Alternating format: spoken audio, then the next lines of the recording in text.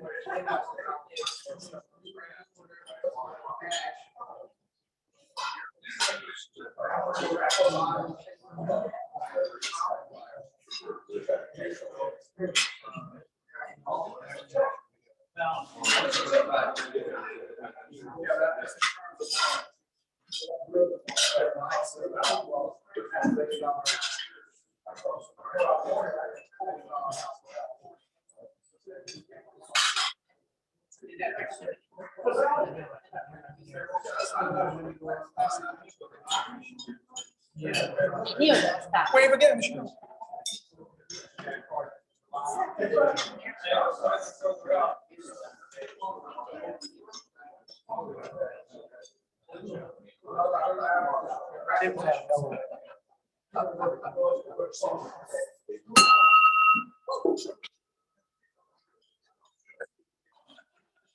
I always like that part. It's my favorite part.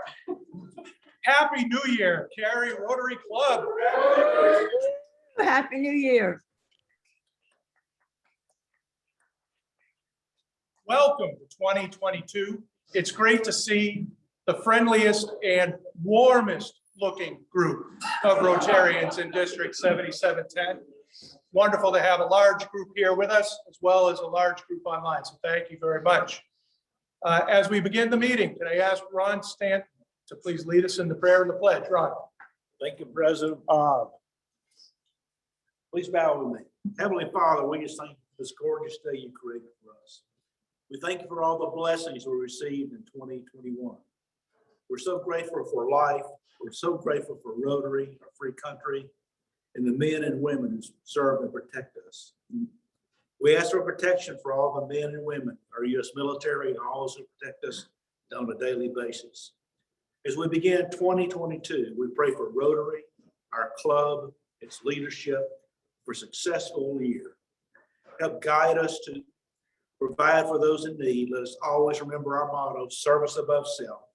We ask you to bless us food and nourish for our bodies, keep us healthy and safe during this year.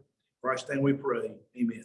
Amen. I pledge allegiance to the flag of the United States of America and to the republic for which it stands, one nation under God, indivisible, with liberty and justice for all. Thank you, Ron. Eric Schmidt, can I ask you to please introduce our guests and visiting Rotarians? Yes, sir, President Bob. I would like to call on David Coulter, who has two visitors today. David, would you introduce your visitors today? Well, thank you very much. Ted Straub is a good friend of mine. So Ted, welcome today. Hello there. Welcome, Ted. How good? How good? No, I said welcome, Ted. Welcome, yes. But he's still good. And my friend, Mike is also good.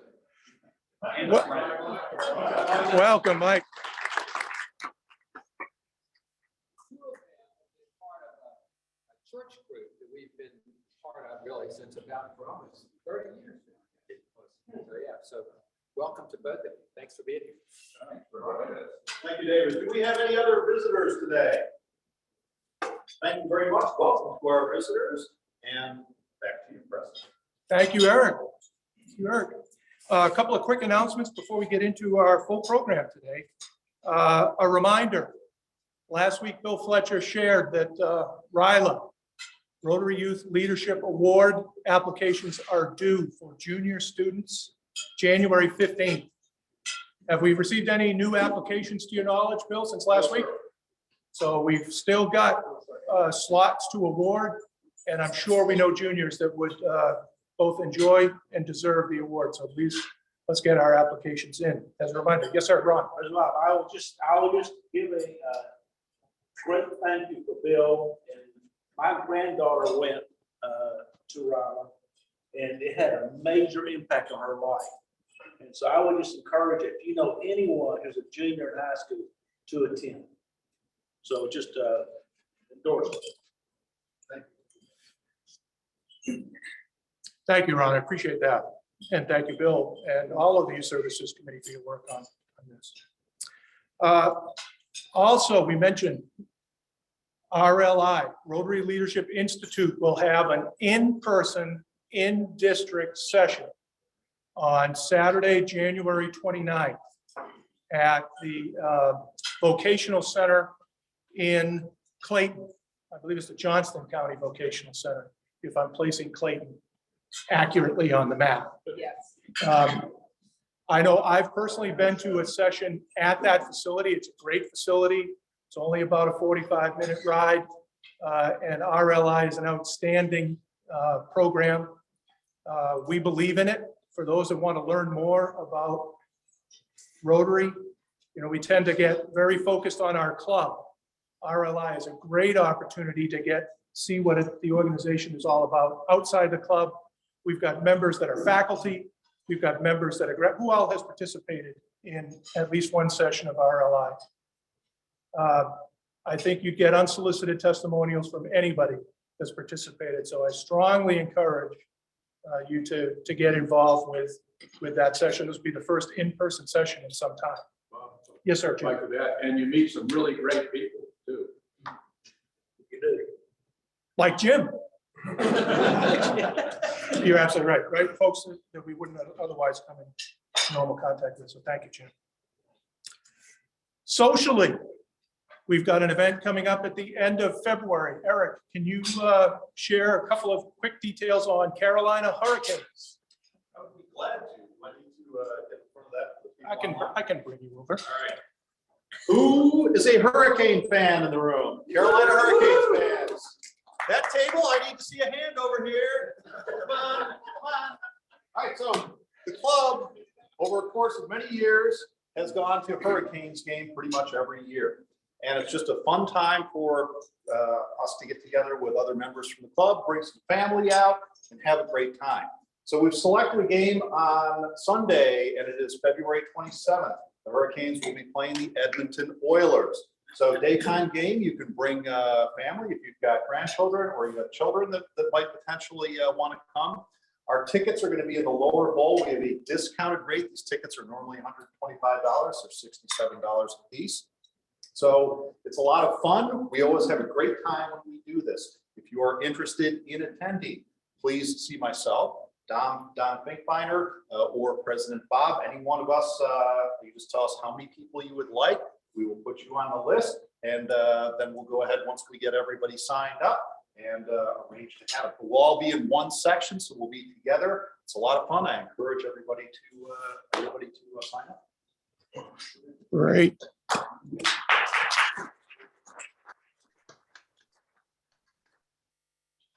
Thank you, Eric, and for your hard work in arranging all of this. This is one of the few times, I guess, that we all get to share our support for a single team. Usually we're kind of fractured among the Reds and the Blues, but now go Canes. Everybody can be behind the Canes. Although there may be a few Oilers fans spread around here, I don't know, but that'll be a great time. Last item that I have, can I invite Ernie Faulkner? Please join me at the podium. Ernie. You may recall a few weeks ago, past district governor and Rotary District Foundation Chair, Marie Howard, joined us, and you weren't able to be with us that day. But during that meeting, she announced and recognized that you have become a Paul Harris +4 member, achieved that level of giving. And so I just wanted to publicly recognize you and thank you for your support. That's over and above all you do with you and your company to support this club and our own foundation. So I want to thank you and recognize you for your generosity.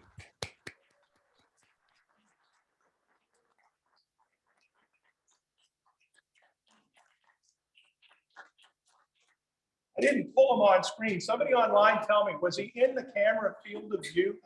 Or was I handing this to someone just a mystery? Give me a thumbs up if you could see Ernie. All right, good. Now he's recorded for posterity. That's great. Yes, Rod. Yes, quick. Quick, very quick. All right, well, for our guest joining us today, I want to share that our club has a profound commitment to helping alleviate hunger in our community and around the world. And over the last 18 years, we have raised more than $508,000 to help end hunger, and which is remarkable, through our chili dinner fundraiser.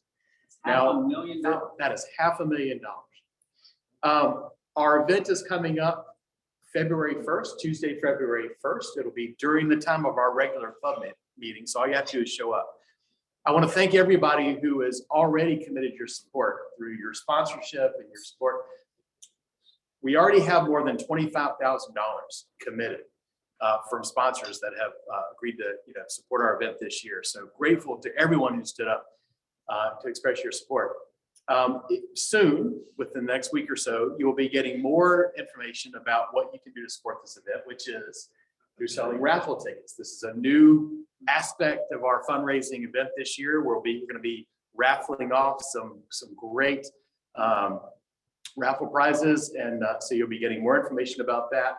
In the meantime, if you sponsored the event in the past and we've not reached out to you yet, please reach out to us so we can get that confirmed.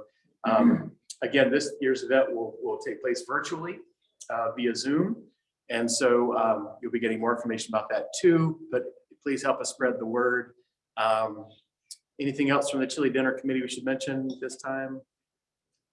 I think that's it. Thanks so much, everybody, for your support. All right, thank you, Rod, and thank you to the Chili Dinner Committee. Looking forward to a high impact event 4 short weeks from today. Sorry, I didn't mean to give anybody indigestion. Miracle moments. Does anybody have any miracle moments to share today? Let's just check the room first. Anybody online with a miracle moment they'd like to share? All right, we'll hold the miracle moments then to a future event. In that case, can I call up David Coulter to introduce our speaker today? David. Thank you, President Bob. I'm pleased today to introduce Matthew Kane to the club. He's a member of the Rotary Club of North Raleigh, having been a member there for over 25 years. He's been president of the club and district governor, and many of you know Matt from his community involvement with Rotary service projects. He grew up in Bethesda, Maryland, attended Virginia Tech, earning a degree in business administration and marketing. He is very much a community activist and entrepreneur, having founded his own company and supported many Rotary service projects. I met Matt last year when he was working to promote a COVID education program in Southeast Raleigh. He also founded Launch Raleigh, a program that supports and develops entrepreneurs and small businesses. I think some of you have participated in Launch Cary, a program very similar and in part sponsored by Howard, Manning, and Dorcas Ministries. In July 2020, amidst racial tensions, Matt co-founded Our Stories, Brave Conversations on Race.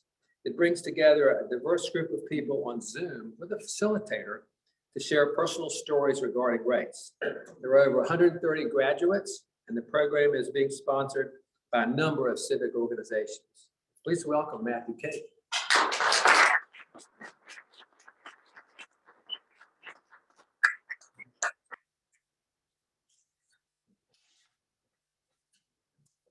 Thank you, David.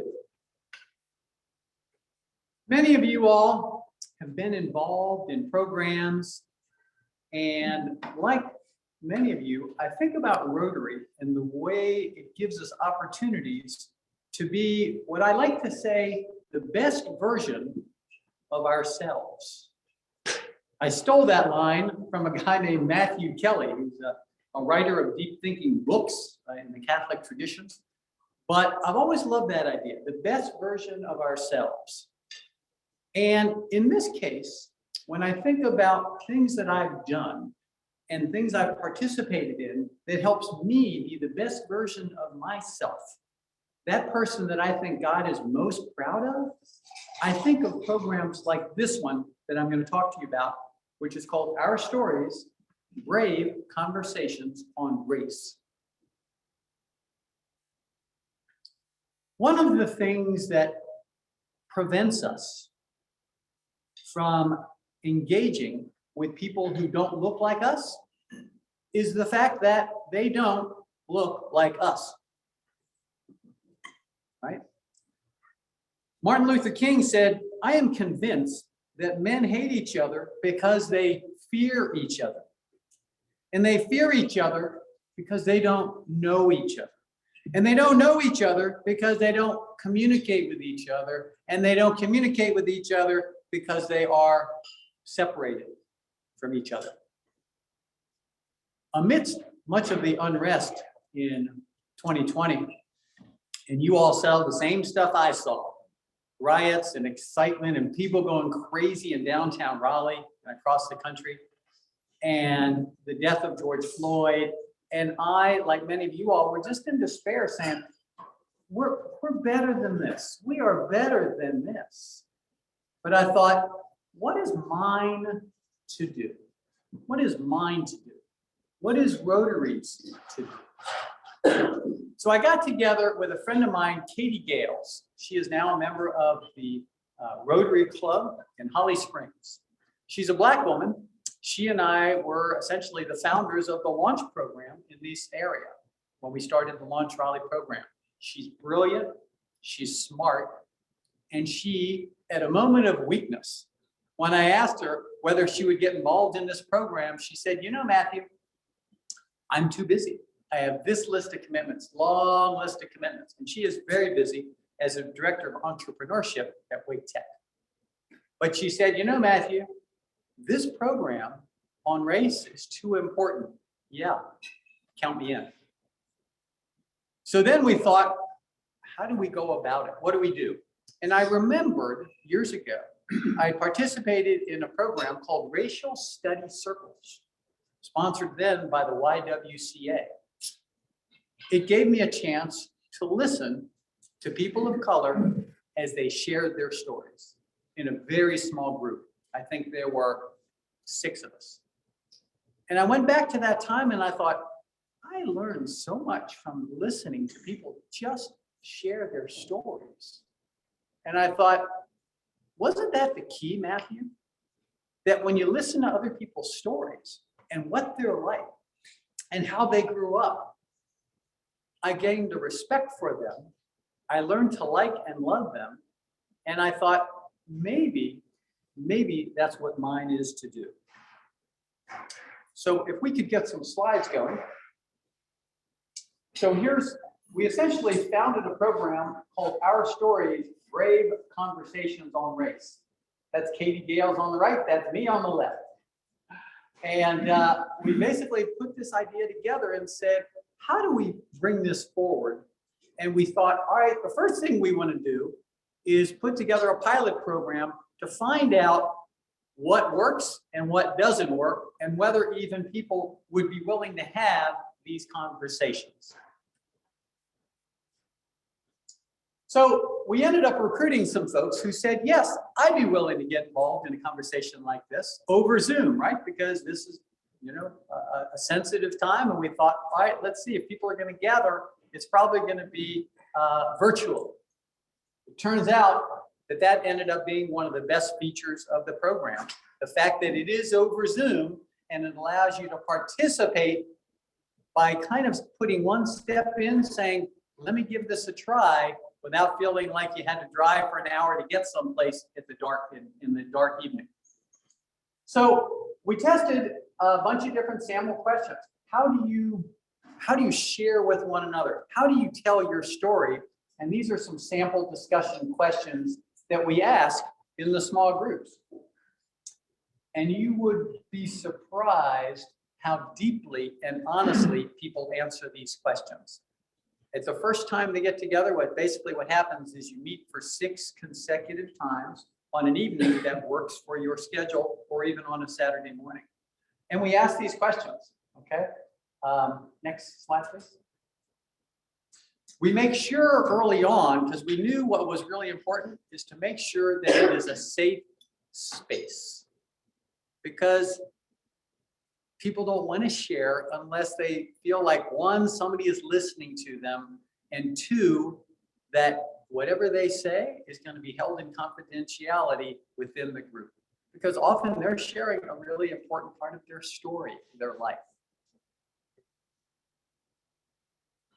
After a really important part of the Our Stories program is that we bring together 5 white people and 5 people of color. These folks might be Black, they might be Asian, they might be Native American, whatever. So what I like to say is that a really important component is the facilitators, because they're the ones that keep the conversation on track. How many of you all have been in a discussion before where you start talking about racial discussions, and within a very short period of time, what pops up? Politics, right? And you say, oh no, I'm not going there. The facilitators, one of the things they're trained for and pretty skilled at is redirecting the conversation to make sure that people talk about their lived experiences and what their own stories are like. So we don't say, let's talk about what was on the front page today. No, that's not what this program is about. This program is about helping you and helping me better understand each other, where we came from, and what our lives are like. Because when we can understand each other's stories, we can begin to appreciate each other and better understand one another. And these are some of the things facilitators told us, that essentially this program is transformative. It impacts people deeply, not just they attend and say, well, yeah, I checked that box, but in fact, just like me, when I participated in the racial study circles, you remember the stories that people tell you. It impacts you deeply. And we're going to show a video now. If you could just jump to the video. And the video is important because it shares testimonials from people who participated in the program, and hopefully that you'll really enjoy it and like what we're showing.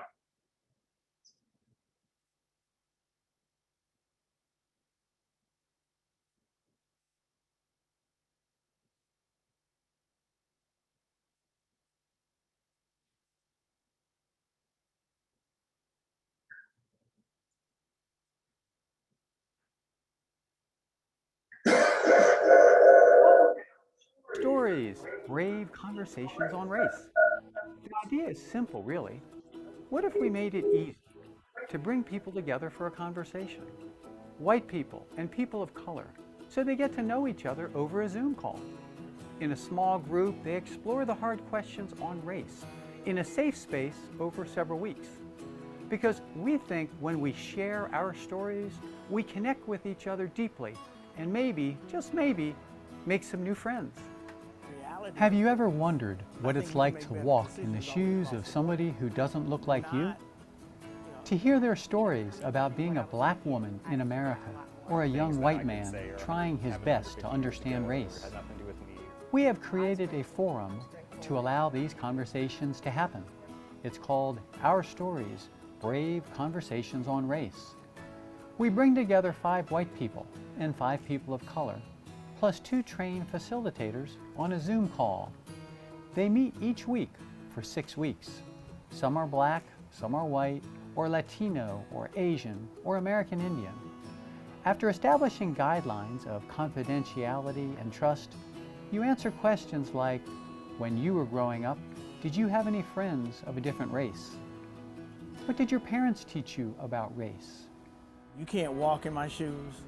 You'll never, white would never be able to wake up and be Black. I'll never wake up to be white. But if we can have a relationship and a conversation, you can literally start understanding the pain that I'm going through which could actually start a change on the other end. So I got to be willing to talk about it. I loved the beautiful perspectives of people from all stages of life, all races, all genders for it. So it was a beautiful community to get to be part of. I knew going into the program that there were probably going to be conversations that were going to make me very defensive and uncomfortable. But I think you have to go through that. Yeah, I think you have to experience hearing other people talk about how their lives are so much different from yours and how it impacted them. I mean, one particular vignette that just was the one I think is the strongest memory I have is of people of color having to have the conversation with their parents about how to act with officials, law enforcement, essentially all through life, because of the skin color they have, or their ethnicity, or something else that distinguishes them from the white male population that we have. And I never really understood that. White people may feel like, oh, I don't want to come and be criticized. And it was the opposite of that. It was really the opposite of that. From those that I was speaking to, you know, anybody that was not of color, they were just so willing to hear and to share their experience. So I was able to learn and not always be in a position of having to teach. I was excited just to be a part of the conversation, and I love to see that there were so many people who did come to the table with differences of opinions. Or I wanted to know, I want to understand why we have found ourselves in this circumstance in our country and in our world, frankly. And talking about all these issues with a bunch of white people just isn't enough information. I needed to get a better perspective, and that included understanding people of color's perspective on it. But when you are in a safe space, it is so encouraged to hear other people. We could hear it, we could read it, but when you hear it directly from the individual that is sharing their story, it is so impactful. If you have some framework in place, which Our Stories provides, you can reach that point that we're going for, which is understanding, not agreement necessarily. I recognized that the participants wanted to be a part of the conversation. And the tremendous respect and civility, that was really uplifting in terms of how we participated together. Are you interested in joining an Our Stories discussion group? We welcome you to apply through our website for an upcoming session. We will review your application and place you in a diverse group at a convenient time for your schedule. I think that this is so important to continue to do, right? To take this, and even in your own personal time, to take these skills and have conversations, because that's the only way things are going to change. And that's the only way you're going to be heard. You got to talk. You got to open your mouth. For those who complete the program, we invite you to bring Our Stories to your own community, and we can show you how.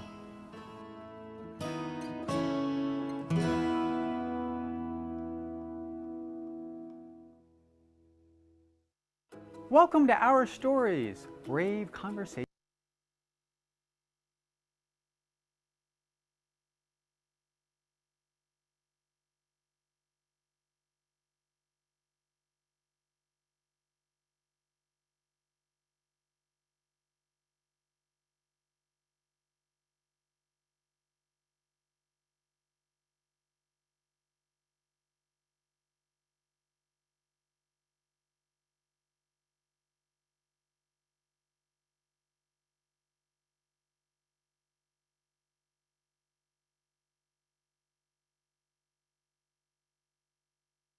Help each of us get a better sense of what it's like to walk in the shoes of somebody else, right?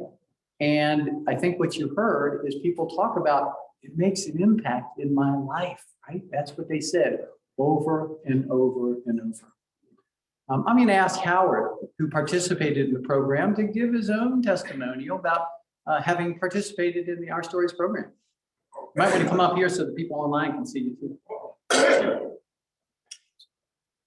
I mean, I get some note cards too. Yeah. No, in all seriousness, I strongly support and encourage everybody has an opportunity to participate in brave conversations.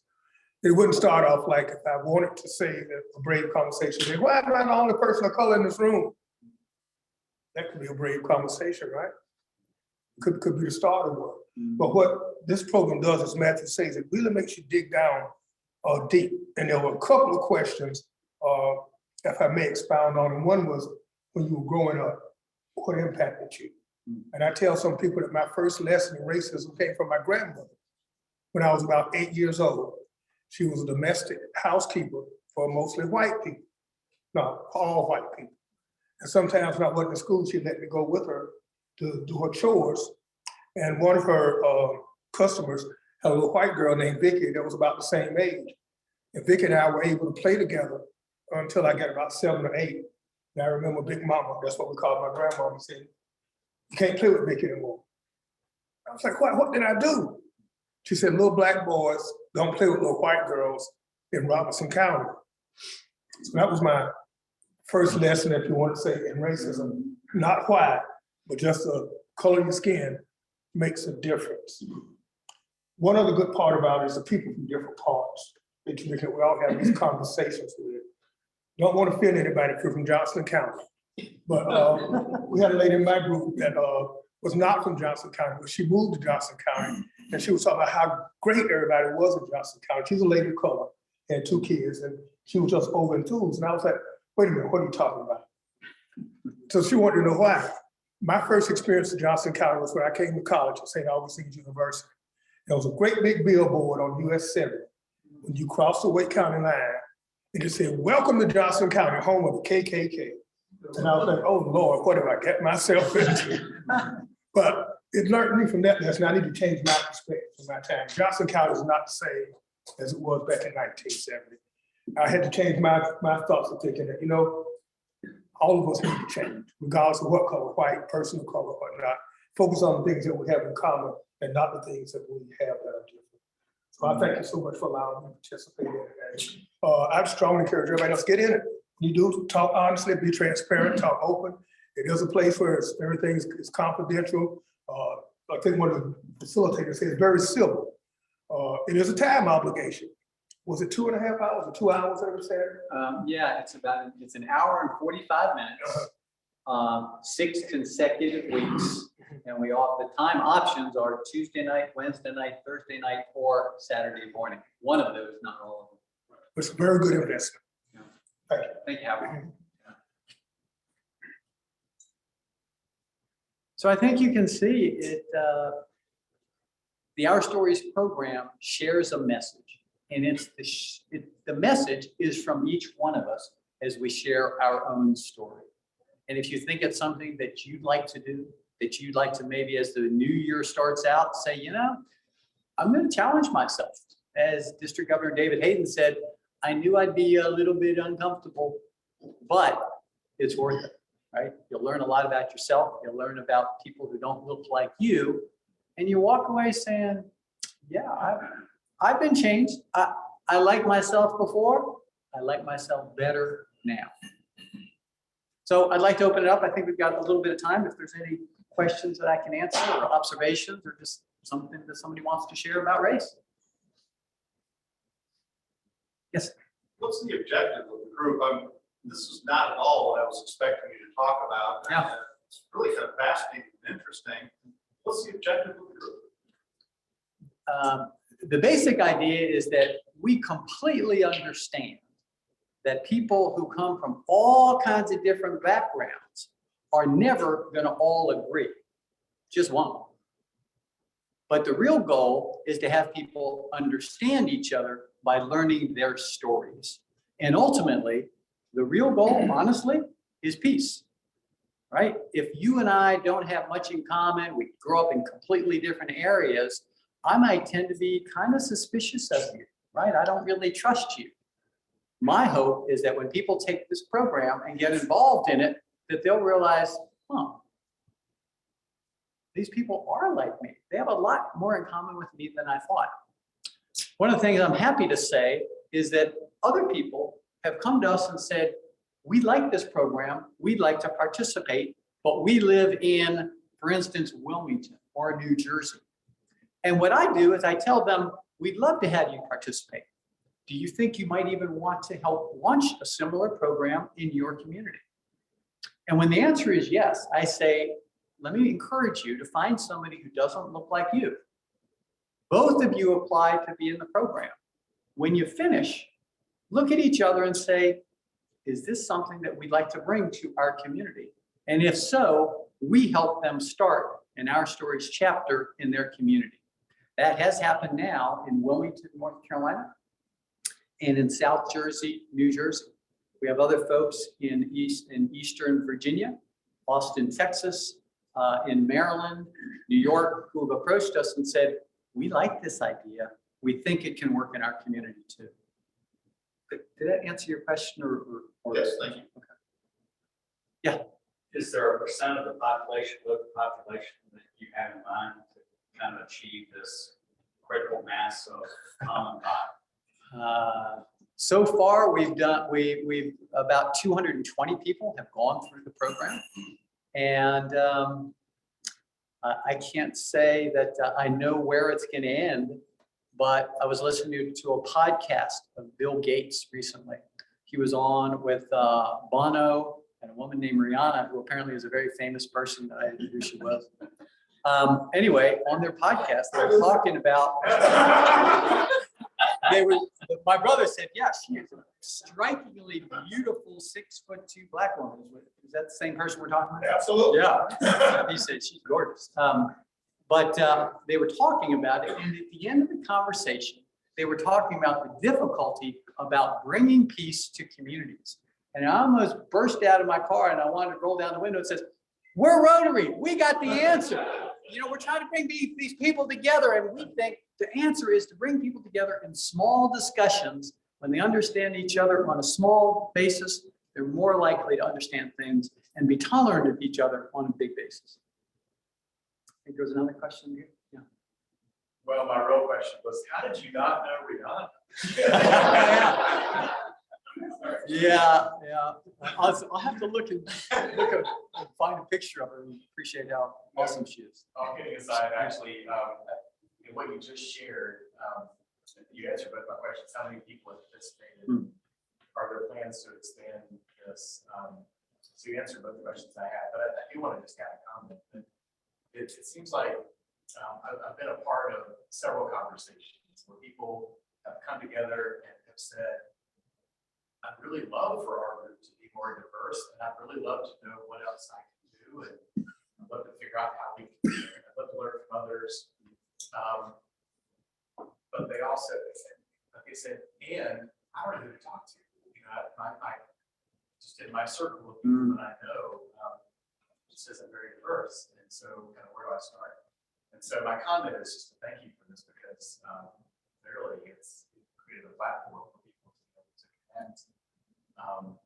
And I'm thinking that through those connections, that even additional conversations and engagement can take place, even beyond our stories piece, which is so very powerful. And I think a perfect example of that is Howard, right? Has Howard before stood from this microphone and shared his stories about growing up in Johnson County? I'm guessing not, right? It's just the opportunity, the forum wasn't right. So this program allows you, it allows me to say things that we say that you never say in public, right? And anyway, to me, it changes lives, it transforms people, and helps us be the best version of ourselves. Yeah.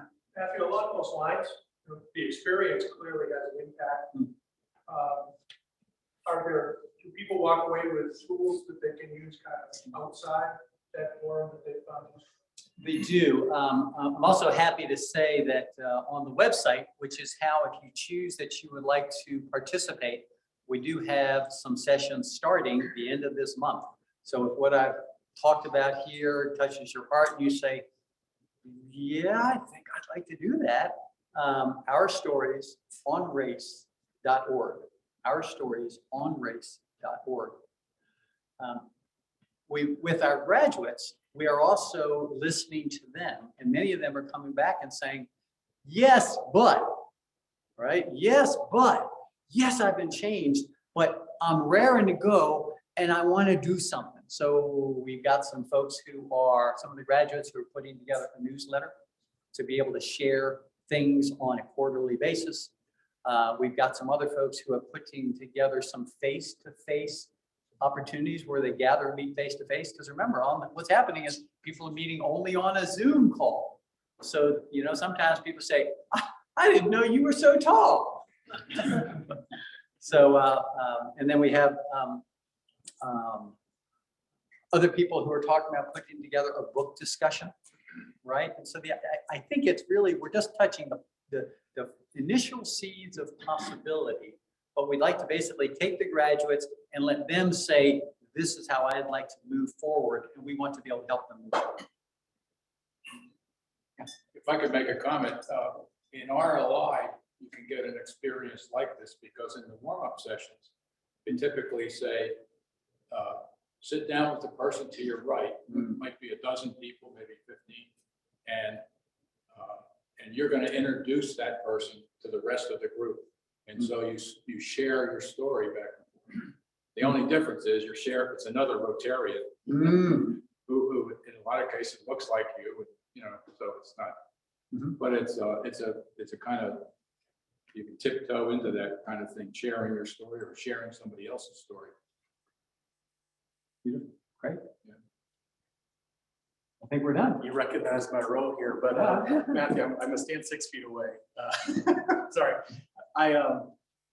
So I want to thank you today on behalf of the Rotary Club of Cary for sharing this program with us. But I want to add that I've had the pleasure of knowing Matthew for years now, probably more than a decade.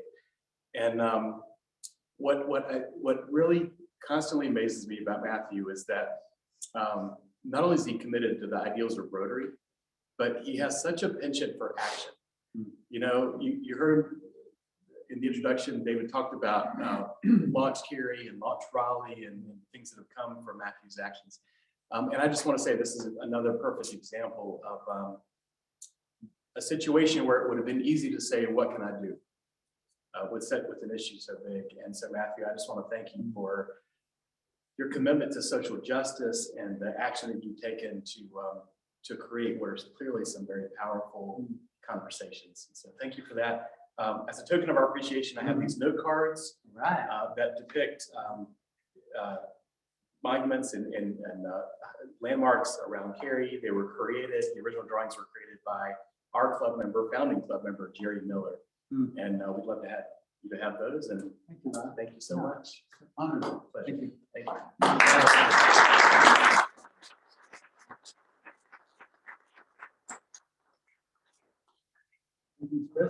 you. Thank you so much, Matthew. Thank you, Rod. And I'll just echo those comments. I also want to thank you, Howard. You know, brave conversations. I appreciate the courage of sharing and being vulnerable around those stories. And thank you for being willing to share them with us. And if you want any note cards, I'd be happy to give you.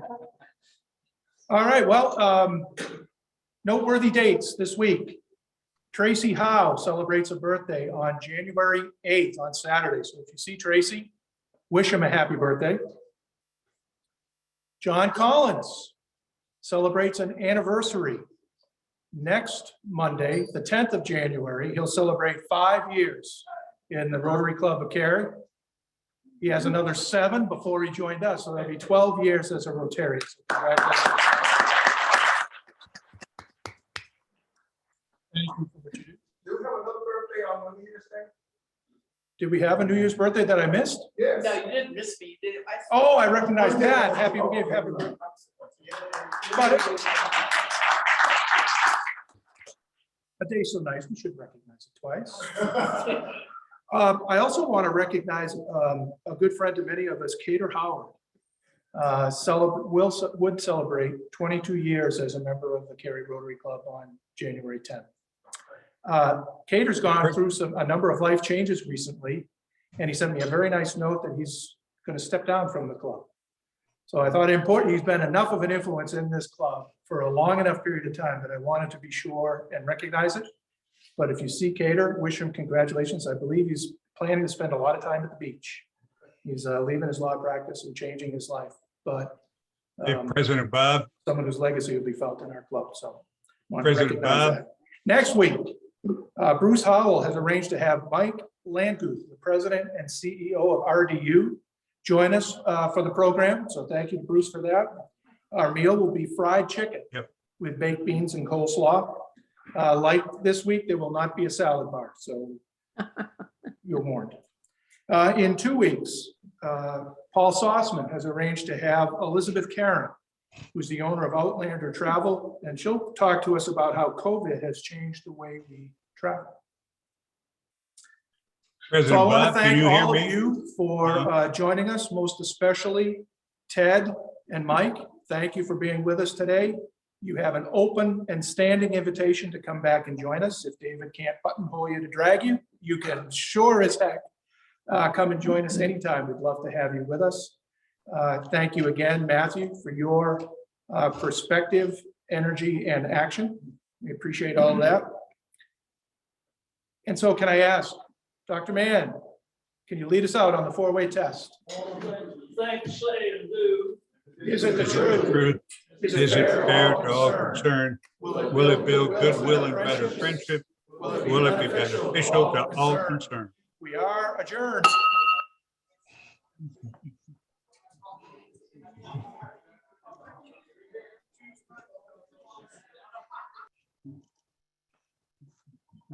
What was the question? Pardon? Hey, Tim, it's Don. What was your comment going to be? Well, the reason I was a little late, you all knew that I've been quarantined because I got exposed to the virus over the Christmas holiday. Yeah. And the reason I was late is I just was going over the notification. My wife and I went back for a second test yesterday, and so far everybody in the family has turned positive. But that's why I wasn't there today, because I didn't have the okay to go get out of quarantine. Well, I'm sorry to hear that, Tim. yeah, me too. Well, very luckily, stressful. everybody's turned out, it has turned out fine.